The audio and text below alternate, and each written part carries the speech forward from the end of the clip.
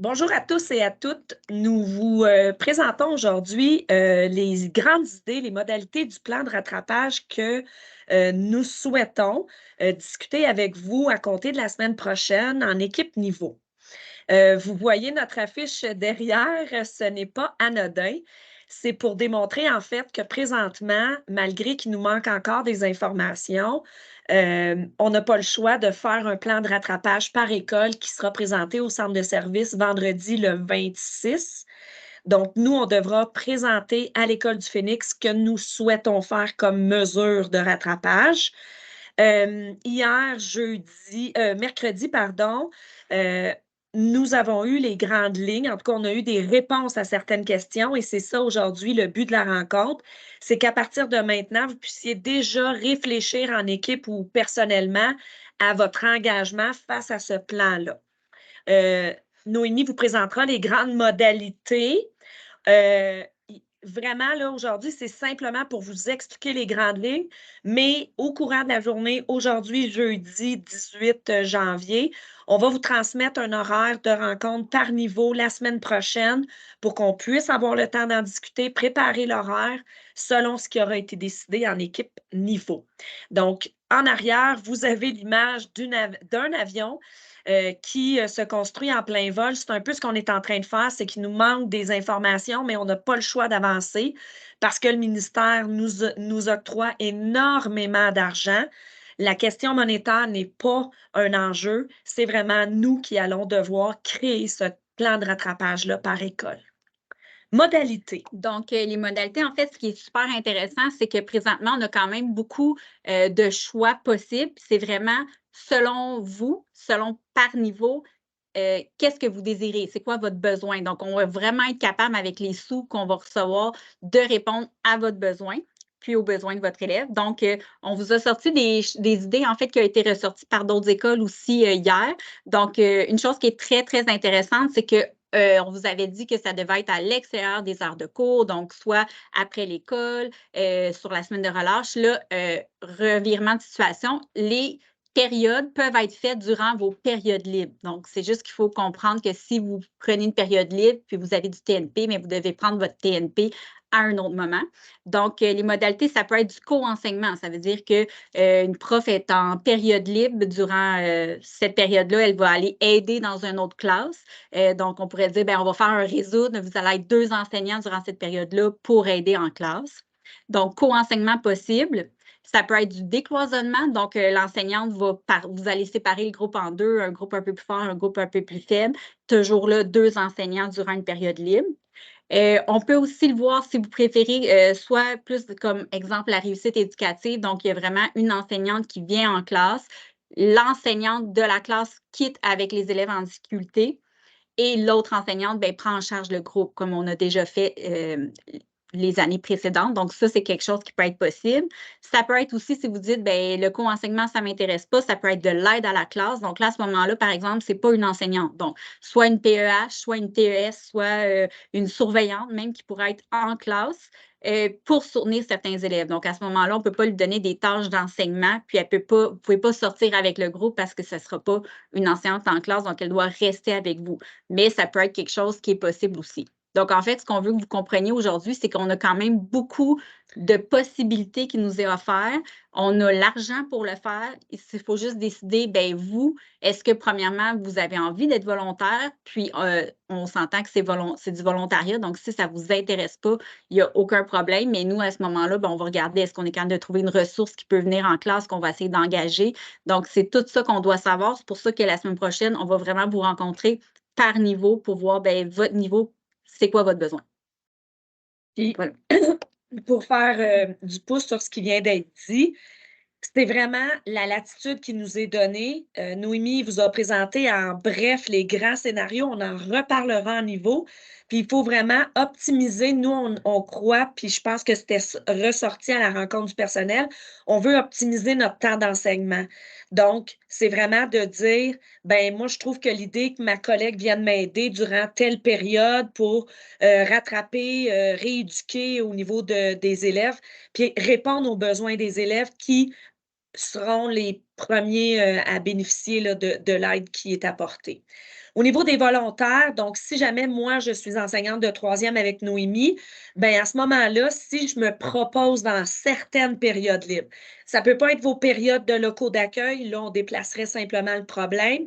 Ça ne pourra pas non plus être votre rencontre CAP, parce que le but, c'est aussi de continuer à bien faire nos pratiques, donc évaluation, planification commune. Évidemment, on va prioriser les titulaires du niveau. Donc, si nous deux, on est enseignantes de troisième année, ben moi, je vais prendre des périodes libres pour aller l'aider, puis elle va prendre de ses périodes libres pour venir m'aider. C'est ce qu'on va prioriser parce qu'on sait où on est rendu, on sait notre planification, on le fait ensemble. Ensuite, on va aller vers des titulaires de d'autres niveaux qui auraient des disponibilités supplémentaires. Et par la suite, évidemment, on va faire appel à tous nos spécialistes, orthopédagogues, enseignantes en francisation, enseignantes retraitées. Les temps partagés vont pouvoir aussi être sollicités pour tout ça. Puis par la suite, si jamais on avait beaucoup trop de besoins par rapport aux ressources, ben, on pourrait même aller chercher par la suite TES, payé en enseignement, tout le personnel de soutien là, qui serait disponible, qui ne sont pas déjà, par contre, en prestation de travail. Ce qui est intéressant, qui n'est pas négligeable non plus, c'est qu'évidemment, la majorité d'entre vous avaient des contrats à temps plein ou temps partiel. Donc, à ce moment-là, c'est payé au millième. Donc, si je suis rendue à 92 000 par année au niveau de mon échelon, ben, au millième, c'est 92 de l'heure que je vais être rémunérée durant ces périodes de co-enseignement, tutorat, réussite éducative ou peu importe. Fait que ça peut être intéressant de s'engager.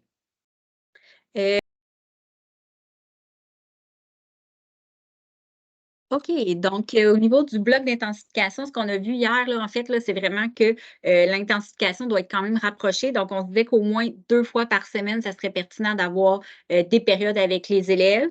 Là, ça sera à voir, est-ce qu'on fait des 30 minutes ou des 1 heure? Ça sera à vous de voir en cycle qu'est-ce qui est le plus bénéfique pour les besoins de vos élèves. On va faire un premier bloc d'intensification là, à partir du 29 janvier. On va essayer fort, fort, fort d'être prêt pour le 29 janvier jusqu'au 15 mars. Donc, ça nous apporte à la fin de la deuxième étape. Ensuite, bien, on pourra regarder est-ce que ça a été bénéfique ou quoi que ce soit. On va faire un deuxième bloc éventuellement plus tard, puis ainsi de suite qu'on pourra s'ajuster. Ah. Oui, c'est ça. Au niveau des élèves ciblés, rapidement, on en reparlera en équipe niveau, mais au niveau des élèves ciblés, ce qu'il faut réfléchir, c'est si on fait du réussite éducative tutorat, donc le prof prend quelques élèves avec elle ou lui pour intensifier, pour solidifier les notions. Est-ce qu'on va chercher les élèves qui ont déjà de l'orthopédagogie ou on priorise d'autres élèves qui n'ont pas ce service-là?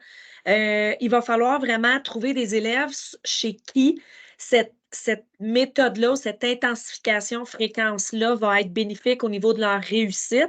Donc, vraiment, là, des élèves qui vont bénéficier de ce service-là. D'un bloc à l'autre, ça peut être des élèves différents selon ce que je veux travailler. Ça peut être les mêmes élèves, ça peut être certains élèves. Ça va être à nous d'être créatifs. On va cibler tous les niveaux. Donc, première à sixième année. Adaptation scolaire, on va vous rencontrer aussi pour voir vos besoins. Et préscolaire, ce qu'on a pensé, malgré la nouvelle ressource de Rania, on a pensé que peut-être des ateliers au niveau du développement du langage, en ayant 2 enseignantes, c'est peut-être plus facile de consolider certains trucs. Fait que ça pourrait être du co-enseignement aussi au niveau du préscolaire. Donc, tous les niveaux, on va vous rencontrer. On va faire un horaire, comme on le disait, sur la semaine prochaine. Oui, ça va être sur l'heure du midi, mais on priorise l'heure du midi plutôt qu'après l'école, étant donné qu'il y en a qui ont évidemment des jeunes familles, des engagements. Donc, les rencontres la semaine prochaine, on va vous envoyer l'horaire, mais ce serait de 11h50 à 12h30 pour vraiment planifier l'horaire, voir si vous êtes volontaire, qui l'est dans l'équipe niveau et à quel moment on ciblerait la présence de 2 enseignants là, si on y va avec du co-enseignement. Donc, on va vous envoyer l'horaire. Si vraiment vous êtes dans l'impossibilité d'être présent, ben on regardera les modalités, mais vous allez voir, là, on utilise toutes nos heures de dîner, puis même certaines périodes là, où on avait de la disponibilité. Oui. Donc, ça va être important. La semaine prochaine, on avait beaucoup de comités sur l'heure du dîner. On va annuler, étant donné que là, la priorité, c'est vraiment le plan de rattrapage parce que nous, on doit vraiment faire le plan pour la semaine suivante, là. Donc, en fait, pour le vendredi prochain. Donc, tous les comités seront annulés la semaine prochaine, puis on va recéduler les comités plus tard, là, lorsqu'on aura finalisé le plan. Et juste une dernière chose, évidemment, vous allez peut-être avoir des questions, ben c'est peut-être bien de les noter pour que lorsqu'on va se voir en niveau, on puisse y répondre. Puis là, votre devoir d'ici la semaine prochaine, c'est vraiment de réfléchir à est-ce que je suis prêt à faire du volontariat au niveau de certaines de mes périodes libres, peut-être déjà les cibler pour qu'on soit prêt là, à. Puis en passant, nous, on va avoir une reddition de compte à faire au niveau du plan de rattrapage. On doit le monter, on doit expliquer notre plan.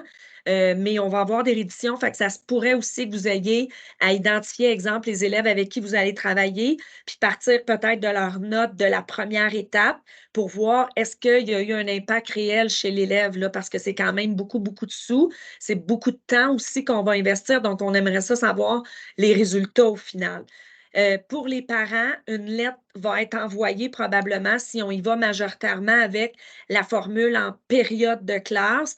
On y enverrait une lettre aux parents en disant ben écoutez, il y a des mesures de rattrapage, voici des exemples. Votre enfant va probablement être peut-être pris au niveau de la réussite éducative, du co-enseignement, mais on n'enverra peut-être pas une demande d'autorisation individualisée. Ça va être plus général au niveau de l'information. Est-ce que ça fait le Ça tour? fait le tour. Donc, on vous envoie l'horaire dans les prochaines heures. Puis, si jamais là, il y a quelque chose, on demeure disponible.